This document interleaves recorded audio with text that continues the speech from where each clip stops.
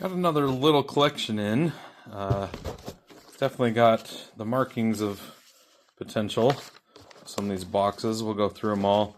The one downside is that she said that someone had already gone through it to remove most of the rares, so probably not going to find anything crazy, but I'm still excited to go through it and see what we can pull out of this collection, so stay tuned for the results. We spent about an hour breaking it all down and found some really interesting stuff. Like she had said, the person I got it from had said they had gone through it already and pulled out most of the good stuff, but I'll show you some of the highlights. Like, for example, this portal set for two-player set. It's complete, has the original pack contents in there and the 2 decks, so that was kind of cool. Nothing super valuable, and about 2,000 worth of basic lands and some older Tempest boxes and stuff, which are kind of cool. Always fun to see those. Bunch of bulk. So we got all that separated. Then we have some of the highlights. We'll go over here below. Things that we found. Some of these old deck boxes. This one's pretty good as far as the overall condition, because it's just missing the little piece of Velcro. Then we got an invasion box.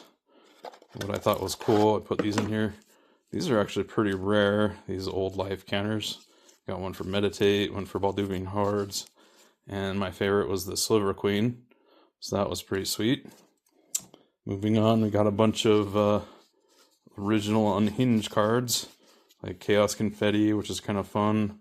Not worth a whole bunch, but I like these rock, paper, scissors cards. They're a good way to determine who's going first in a game.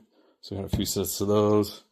Got a few of these oversized cards from, a couple of really rare dice bags. This one was from the old Micropose game. Definitely excited to see that. And then just another branded one. And here were the highlights. Well, one last thing. Got this Battle Royale box that I've never actually seen complete. Had all the original 4 decks, all the instructions and everything. Not sealed, but still pretty cool. Box is pretty thick and good quality. And then finally, here were the highlights. So we found a Alpha Scathe Zombies, some Abeyance, Horn of Greed, Soul Ring, some Donates, Oppositions, Coalition Victory. You know, a bunch of $3 to $5 cards, which, you know, buying most everything at a bulk rate turned out pretty good. So I can't complain.